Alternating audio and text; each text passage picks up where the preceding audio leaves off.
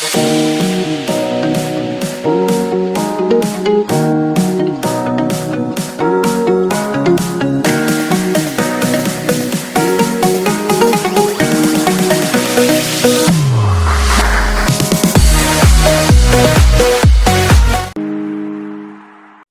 welcome back, YouTube, to another FPL Family video. And as usual, we have our Manager of the Month for October. The winner of this month's crown, or October's crown, is Lucy Kember. Lucy, welcome to the channel. Oh, thanks for having me, Lee. You're welcome, and well done in October. What was the key player for you? There was one player in that final game week that came through for you, right? Yeah, it was Reece James. Yeah. Yes, Reece James. Love it. Love it. What I love most about that was that Sam was top of the Manager of the Month competition. Not that she can win, by the way, but she was top for Manager of the Month going into that last game week. Didn't have Reece James. Yeah. And I'll be honest, I was rooting for you because if Sam wins that Manager of the Month, she's going to be intolerable. I literally couldn't believe it because it's hard for us to see where we're sitting in the Manager of the Month. And I thought, surely I must be in for a shout here. And then I do keep an eye on your and Sam's team to see how you're doing each week. And I'm like, she's going to pick me here. And I can't believe I beat her. It was a cherry on the top, really. Love it, love it, love it. So well done. So tell us a bit about yourself. Tell us where you're from. Tell us about how your season's going so far on FPL, because you are doing very well indeed. Yeah, I think it's luck more than anything, but come on, enough in the modesty. So I'm originally from Bournemouth. I lived there, I grew up there, I played a lot of football when I was younger, and then I moved to Wales where I went and studied for university, and I carried on playing football actually at university, but I got really badly injured, ruptured my ACL. Oh no. And that was it for me for playing football, but it actually led me down a path of sports injuries, and that's what I specialise in. I worked in professional rugby for about 5 years, and now I lecture at a university in sports injuries. So I think that possibly helps me a little bit with FPL. Seeing some of the injuries, I know straight away they're going to be out for a few weeks without waiting for news updates. But yeah, I think that I love that. I love that you turned that negative into a positive, and you've made a career. Yeah. That is absolutely awesome. And how's the ACL now? Are you playing football or playing rugby regularly or anything? No. It's golf is as far as I go, Lee. Golf, okay, good. Yeah, leisurely. I like to kick a football round every now and then, but I prefer to watch it. Very good. Very good. So tell us about your FPL season so far. So you're in the top 5K right now, which is pretty damn good, to be honest. Yeah, it's I don't know how, but I used to. I'm very into it. I love it. It's like my guilty pleasure. I don't often tell people because they think I'm absolutely an absolute geek for it. But I used to get really heavy into the stats. I used to love, the spreadsheets that would come out that you could use. And actually this season I've done not a lot with the stats. Sometimes I use the stats to confirm my hunches or my gut feeling about players. But the spreadsheet, I know in my head sort of where I want to go with my team, and I watch all of the games. And if I don't watch them, I catch them up on Match of the Day or something. And I'm just going more off of gut feel this year than I ever have, because I often found myself the last couple of seasons being like, well, the stats said he was supposed to be good and he's not been good. And I'm just kicking myself because I'm like, the players that are doing good are the ones that I got scared into picking because the stats didn't back it up. But yeah, I don't know how I'm in the 5K. I think I held my wild card a little bit longer than you guys did. I wasn't struck too heavily with injury, so I haven't had to take too many points hits. And Reece James was an absolute punt that has really worked out for me. He's done so well. Yeah, what a punt. So good. I hear you on the stats piece though, the stats versus eye test, because that's often the way we play FPL, isn't it? And I think for me, I've always said you've got to get a balance of both. And I think if you have a bit of an imbalance, sometimes that affects the way that you play the game. Certainly does for me. Exactly. I don't know about you guys. I don't know about you, but certainly last season, I was quite stats driven last season because I didn't watch as much football. I didn't actually didn't like watching the football quite as much because no fans in stands, and it was it was a bit of a funny old season, wasn't it? Whereas this year, I'm kind of getting back into it and I'm watching more games. Have you found that as well? Yeah, absolutely. And I used to find myself getting really angry because it sounds silly, but you go off the stats, you do all this research, you put all this time into it, and and I wasn't seeing the results off. And I'm like, well, so annoying. Like, why am I not scoring well, or why am I not doing well? I can't get my rank into the top 100Ks. But now I'm enjoying it a lot more because I've taken a different approach this season.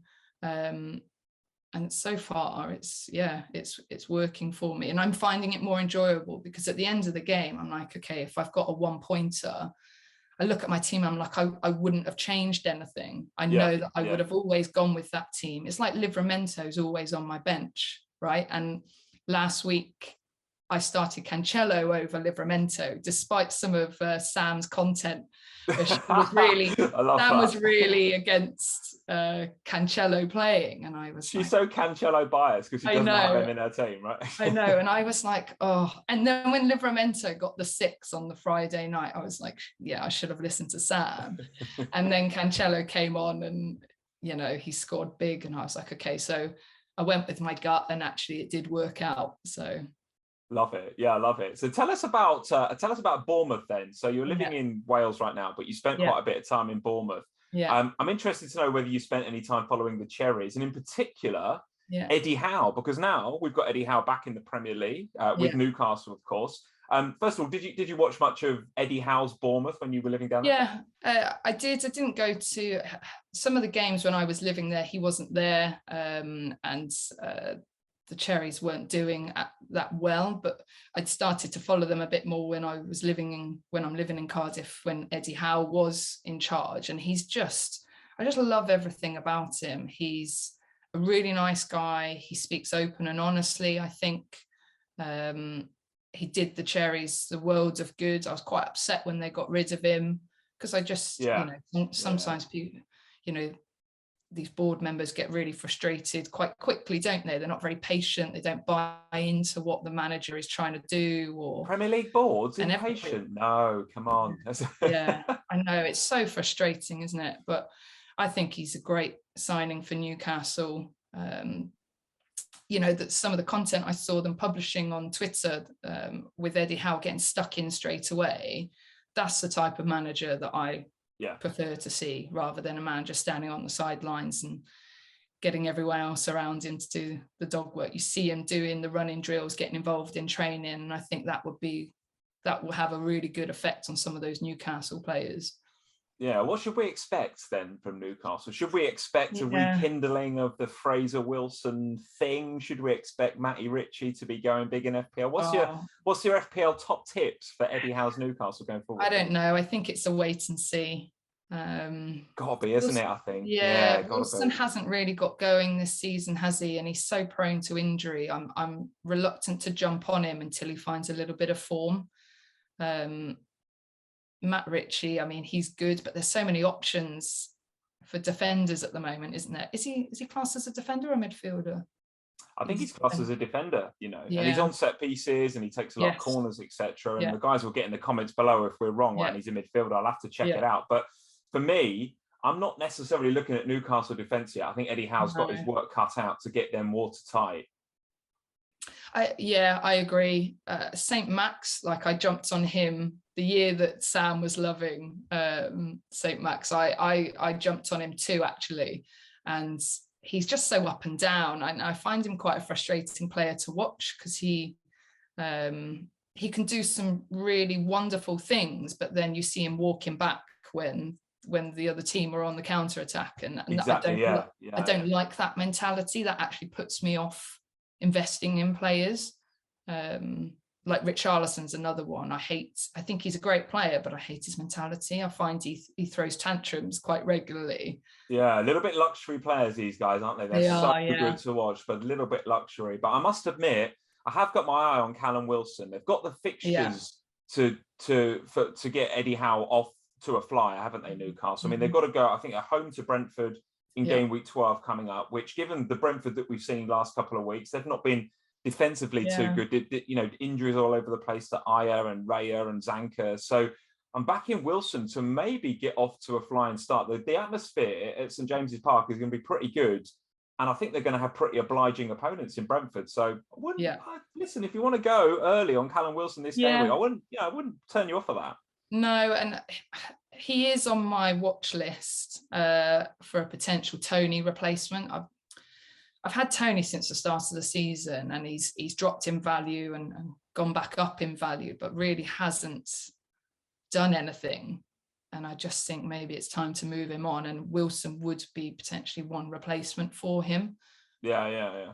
What are you saying about Ivan Toney then? Because he's obviously been popular. He's got a lot of FPL managers thinking and talking about him. Even since game week 1, we've been talking about him. But is he one of these players that's kind of just struggling to adapt to the Premier League a little bit? Is he one of those players? Can he find some form? Yeah, I don't know. I think at face value, he's a great player, and I think he's got really good potential. He's on penalties as well, but Brentford haven't really had many penalties. We're not seeing as many as we did a couple of years ago. Absolutely, yeah. I think he's got the potential there, but I just don't necessarily think I don't know whether he's struggling to adapt or whether Brentford just haven't quite clicked yet. I don't know. I can't work it out, but I've held him even though when he was dropping in value, and that's something I would have done in previous seasons, seen a player dropping in value and jumped off of him straight away. Yeah. But I've held him with good faith of the stats and the fixtures, and he's done nothing. And I'm not sure what I'm going to do with him yet. What do you make of what are you making of the forwards in general then, Lucy? Because it's all right. I think you're right. I think Tony is probably a sell at the minute, and that's going to be a difficult game now all of a sudden, them going to Newcastle at the weekend, when on paper that would have been one you might have targeted for Ivan Toney. I've got Brian and Bomo in midfield, and I'm pretty happy to keep with him and therefore not go for Tony. I'm sort of with you on Callum Wilson, but he's trolled me so many times, Callum Wilson. I feel like I want to just wait and make sure that what I think's going to happen with him and Eddie Howe is going to happen, and I've got to be sure about that. So I'm kind of looking around the rest of the forward line, and okay, Harry Kane, is his head really there? Hat-trick for England in the week, so that's good, but it's against Albania. So there's, there's always caveats. You've got Lukaku coming back from injury, I think, in game week 12. Certainly that's the noises I'm hearing on Twitter. Ronaldo, he's always going to get points because he's Ronaldo, but again, didn't score for Portugal over international break. So I'm finding myself talking myself out a lot of these forward conversations, and I just don't know who to go to. So who's your pick? If you were going to pick a couple of forwards for the next few weeks, where would you go? I don't know. It's tough. I'm on Vardy at the moment. I jumped on Vardy because I had to jump off of Lukaku, but that was more out of fear because, again, there was such a lot of chat around Vardy, how good he's been, but then everybody jumped on him and he's done nothing. I'm honestly thinking about freeing up some funds and spreading it amongst my midfield because I've got quite a lot of money in my defence at the moment. Kane, I would like to go for Kane. I'm just reluctant. He, great hat-trick on the weekend, but it was good, wasn't it? Yeah. It would do him the world of goods, I think. And I think he came out in the press, didn't he, and say that he'd been really struggling mentally since the Euros, which, can have a significant impact on a player, can't it? Absolutely, yeah. So I'm on Antonio. I think I'm going to stick on him. I think it's a case of best of a bad bunch at the moment. Yeah, you're going to stick with him, are you? Yeah, me too, I think. Yeah, me too. He's just not a priority for me to get rid of at the moment. And I've got so much value tied up in him. I don't want to regret getting rid of him. And the Hammers are playing so well as well, aren't they? I mean, he's not been involved with, I think, the last 7 goals for West Ham. But I kind of feel like that's a bit of an anomaly because he's always in and around those areas. He's always in the right areas. He's Antonio at the end of the day. He's their talisman. So if West Ham were performing badly, if they were kind of slipping towards the middle of the table, not creating many chances, not winning games, I'd be more concerned. But the fact they're playing really well he's got to come back to the fore, hasn't he, I think? Exactly, yeah. I mean, there's a lot of people talking about King. I don't know about King. I find with Watford, they either go big or they're like 0-0s or 1-0s, and I'm not sure. But he could be a cheap option. Southampton They've got are some doing terrible fixtures, haven't they? Watford coming up. They've got some real stinkers coming up. Man U, Leicester, Chelsea, Man City, and then Brentford away. That is not a run you want a Watford player for, I don't think. But I'm not opposed to getting some of those cheaper forwards in and then just benching them and going with the 5 in the midfield and playing one up top, whether that be Antonio and maybe sometimes bring in another. But yeah, I don't know. I find myself at the moment, it's all about Tottenham and whether or not. Oh, don't you start as well. I get enough of that here at home.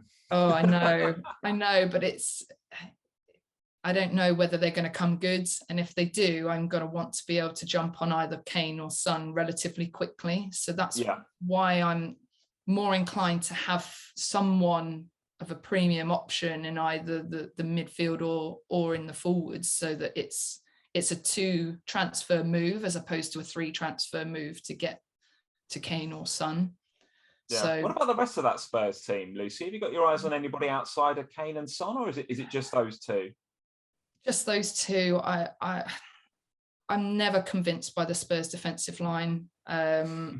Keeping a clean sheet, they're just, especially in the last 15, 20 minutes of the game, they always hang on, don't they? I don't know what it is about them. Reguilón is a great pick. I think when he gets forwards more, he produces some fantastic crosses. He'd be the only other one that I'd look at. But at the moment, with the 5 I've got at the back, there's no room for him. Yeah, I'm kind of interested to see how they go under Conte, because part of me wonders whether he might come in and just want to shore them up defensively as a priority. Obviously, if you're going to play to your strengths as Antonio Conte, then you go, you attack, and you've got Kane and Son and other options up there. But I just wonder whether Antonio Conte, and I know we've got this slight narrative that goes with Antonio Conte about being a defensive manager. I don't think he's a defensive manager personally. I think he's a pretty well-balanced manager.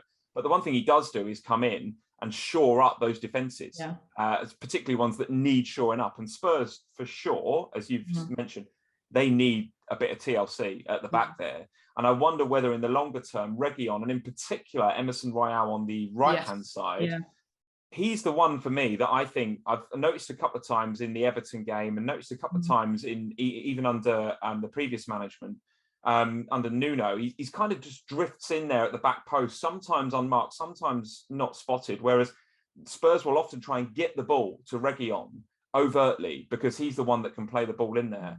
But Emerson Royale, he's either going to get you a kind of 2-0, or he could be quite an explosive asset because he could be on the end of those Reguilón crosses from the other side. So I'm with you. I'm not diving in on the Spurs defence, but I've just got my eye on those 2 in particular and how they work in the new Conte system. Yeah, same. I think it's a wait and see, and I can easily get to them with the money in some of the defensive players that I've got. I can jump on them quite quickly, I think.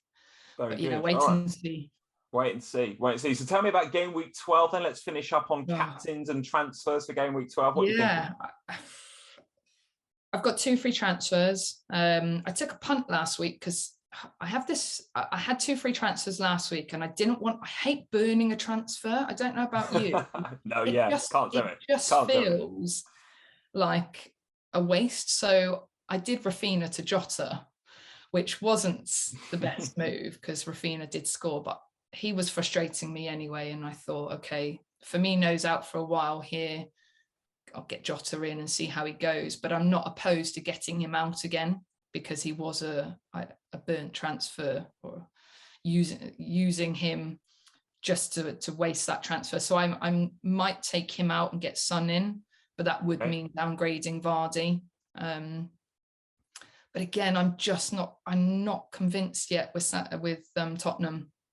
I'm not sure. So you're the same as me. Just got to wait and see with these guys a little bit. I think. And I'm a little bit. I would love to just use one transfer this week and do Mbeumo to Gallagher, but I'm 0.2 short. So if I was going to get him in, I'd have to use my second transfer. So Yes, I'm still a bit undecided. Another thing I'm doing this season is being more patient, letting the price rises and the price falls go. Just if it happens, it happens, and just wait. Get that information before you make your moves. Yeah, it's a good shout. It's so much more valuable now. So I'm still waiting and seeing. It will either be probably maybe some cheaper midfielders in and go cheap up top with my forwards, or if I get tempted last minute, it might be a Kane or a Son in, but I've got to free up funds somewhere. I like it. Yeah, I like it. Jota's an interesting one for me. I think that's a difficult game for Liverpool at the weekend. Yeah. Arsenal coming to Anfield. Arsenal in a good vein of form. Liverpool with a few injuries in and around that international break. I noticed Mane came off early for Senegal. I think the narrative we're hearing is that it's precautionary, which is good from a Liverpool fan perspective. But I wouldn't be surprised if Klopp just maybe didn't play him against Arsenal, and therefore we might see a front three of Salah, Jota up front, and possibly Origi on the left-hand side, which, as someone that's going into this game thinking of captaining Salah, who isn't, I'm kind of looking at that and going, well, difficult game, interesting looking front three for Liverpool. Yeah. Is Salah the best captaincy option? You going with Egyptian King, Lucy, or are you thinking a bit different? Yeah, I think so. Because of where my rank is, I'm reluctant to take unnecessary punts with my captaincy. I think he's playing so well at the moment. I don't necessarily want to bet against him, and to be honest, I don't have anyone else that I really want to put the captaincy armband on. So I think I will stick with Salah. And I guess it could hurt my rank if, with the effective ownership, but I'm happy to set and forget on him for the time being, I think. I think I'm the same as you. I'm pretty sure I'm going to go with him. The interesting one for me is Sam. She's got Salah and she's got Kane, and she really likes Kane for that Leeds fixture, as do I, actually, as do I. So she's got a bit of a decision to make. So it'd be interesting to see Sunday, 8:30 p.m. on our regular YouTube live stream, whether she's gone with Salah or gone against the grain and gone with Harry Kane. Well, Lucy, very nice to have you here on the channel. Congratulations on your win for the Manager of the Month in October. Good luck in Game Week 12, and let's hope, fingers crossed, you can keep that rank up in the 5K area for the rest of the season.